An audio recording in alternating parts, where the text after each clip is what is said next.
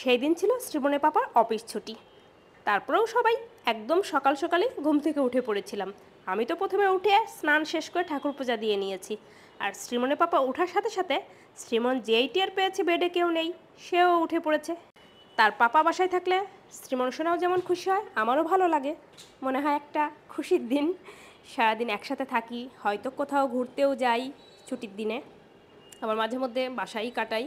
তো শ্রীমন সোনাকে কলা রুটি দিলাম আর আমাদের জন্য চা করে নিলাম। চলুন একটু গল্প করতে করতে চা শেষ করি। চায়ের সাথে আমরাও রুটি খেয়েছিলাম।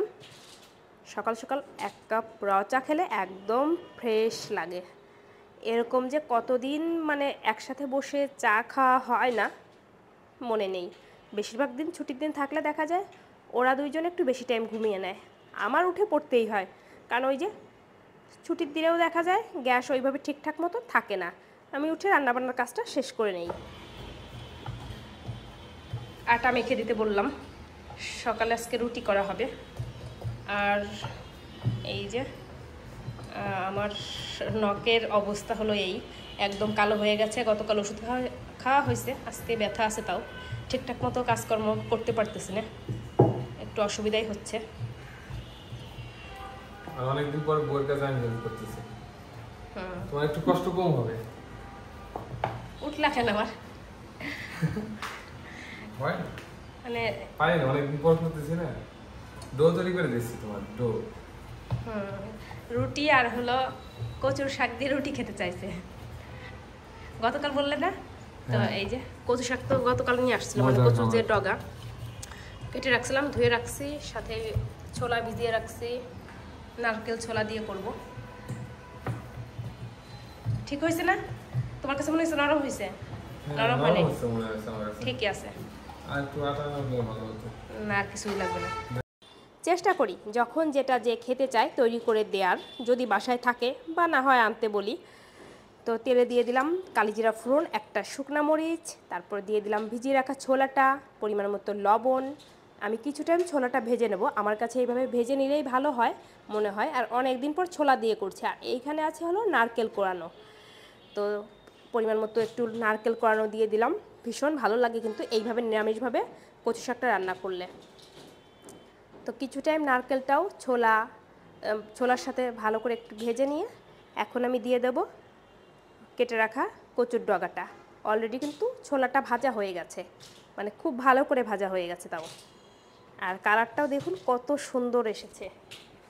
তো এখন কচুর ডগাটা দিয়ে দিতে হবে। দেখে মনে হচ্ছে অনেকটা, কিন্তু কিছু টাইম পরই একদম কমে যাবে। অবশ্য এই কচুটা যখন আমি ধুই পরিষ্কার করে, তখন আমার ভীষণ হাত চুলকাইছিল, মানে আজকে সকালেই অনেক বেশি। তো যাই হোক, এখন ঠিক হয়ে গেছে। তো সব কিছু ভালো করে আমি মিশিয়ে এখন ঢেকে দেব। আর কয়েকটা কাঁচামরিচও অ্যাড করব, ওই 4-5টার মতন। কিন্তু এই শাক বা কচু এই জিনিসগুলো রান্না করলে আমার কাছে মনে হয় একটু বেশি পরিমাণ মরিচ দিলে ভালো হয়।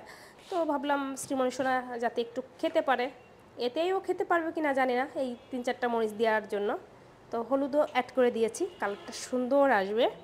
তো কিছু টাইম ঢেকে রান্না করার পর আমি এখন ঢাকনাটা তুলে দেখলাম একদম মানে জলটা ছেড়ে দিয়েছে কচু থেকে, এমনকি সিদ্ধ হয়ে গেছে। অবশ্যই এর মাঝে আমি একবার ঢাকনা তুলে নেড়ে একটু মিশিয়ে দিয়েছিলাম একটা চামচের সাহায্যে। এখন একটু কচুটা ম্যাশ করে নিতে হবে, আর একদম লো হিটে বেশ সময় নিয়ে রান্না করতে হবে। আটাটা ভালো করে মেখে এরকম ছোট করে লেচি করে দিয়েছে, ওই 6 থেকে 7টার মতন রুটি হবে। অনেক দিন পর রুটি করছি, ঠিকঠাক মতো রুটিগুলো হয়তো আমি বেলতেও পারছি না, একদমই ভালো হচ্ছিল না। হয়তো 1-2টা করার পর হবে। নিজেরই দেখে হাসি পাচ্ছিল যে মনে হয় রুটি করা আমি ভুলেই গিয়েছি। এর আগে হয়তো কিছুদিন আগে একবার করা হয়েছিল, মানে একদমই খুব কম এখন রুটি করা হয়। তো সবগুলো রুটি এখন এইভাবে সেঁকে আমি তুলে নেব। চুলার হিটটা ছিল একদম লো, ভালো চুলার হিট না হলেও কিন্তু রুটিগুলো ফুলে না বা সুন্দর কালারও আসে না। যাই হোক, মোটামুটি তারপরেও ফুলতেছিল যতটুকু। আমি হয়তো কখনোই কচু শাক দিয়ে রুটি খাইনি, জানি না কেমন লাগবে। ওই যে আমাদের মন এক এক সময় এক একটা খেতে চায় বা কোনো কিছু ইচ্ছা করে। বলেছে, রেডি করে দিলাম, দেখা যাক সে খেয়ে কী বলে। তার নাকি খুবই ভালো লাগছে, কচু শাকটা রান্না নাকি অনেক বেশি সুন্দর হয়েছে। আর শ্রীমণি সোনার জন্য কিন্তু ভাত করা হয়েছে আর পেঁপের একটা সবজি করে দিয়েছিলাম। তো এই ছিল হলো আমাদের সকালের খাবার দাবার। খাওয়া দাওয়া কমপ্লিট করি। নতুন বউ সেজে এখন খেলা করতেছে কি, আর তার পাপা ঘুমাচ্ছে। সারাদিন যে কত ঘুমাতে পারে, মানে ঘুম থেকে উঠে আবার মানে ঘুমাতে দিলে তাও ঘুমাতে পারে। আলো বাতাস কোনো কিছুতেই তার কোনো সমস্যা নেই। সারাদিন শুধু ঘুম আর ঘুম। এই তো এইবারে পড়ছিলে, পড়ে টাক পুরো বেয়া লাগে বুঝছো,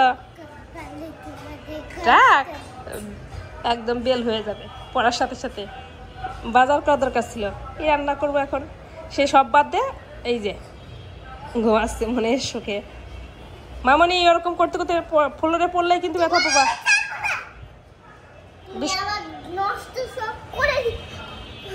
দুষ্টুমি করে না, পায়ে ব্যথা পাবা। এই বছর তো আম খাওয়া হয়েছে, কিন্তু আম মাখার খাওয়া হয়নি। আম কেটে নিয়ে আসলাম, লবণ চিনি নিয়েছি, তারপর হলো সরিষা, হ্যাঁ সরিষা বাটা আছে, কাঁচামরিচ আছে। যেহেতু বাসায় কাসন্দি নেই, সরিষা বাটা দিয়েই কাসন্দির কাজ চালিয়ে নেব। ভালো করে এখন ঝাল ঝাল করে মাখতে হবে। বুড়ি তুমি কি খেতে চাও? তাহলে আলাদা বাটিতে দেই, কারণ ঝাল করে মাখবো, তুমি খেতে পারবা না মা। খাওয়াই একটু মুখে দাও, ওগুলো ভালো। দেখো অনেক মজা। এখনই বলবে জল জল জল জল জল। উহ উহ, কি ঘুম হয় নাই? 1-1.5 ঘন্টা ঘুমাইতে দিলাম, যে ও ঘুমাচ্ছে, তুমি ঘুমাও।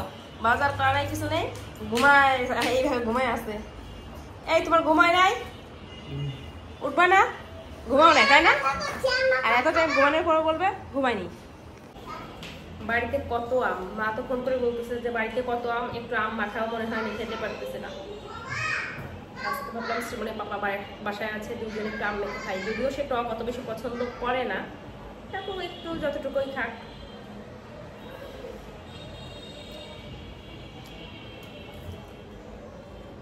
মজা। আর সরিষা বাটা ছিল অনেক ঝাল মরিচ, মানে বেশি মরিচ দিয়ে। একটু ওর মুখে পড়ছে, তাই ঝালে ওই অবস্থা। চেষ্টা করতে ঝাল খাওয়াতে পারে না। উঠছে তোমার পাপা? উঠছে ঘুম থেকে? না না, তুমি না আমার যাবে তো ভালো, শরীরের জন্য ভালো হবে, খাও।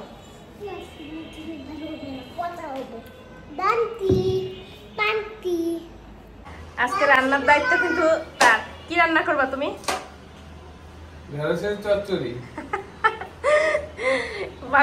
বাজার করলে না তাই না?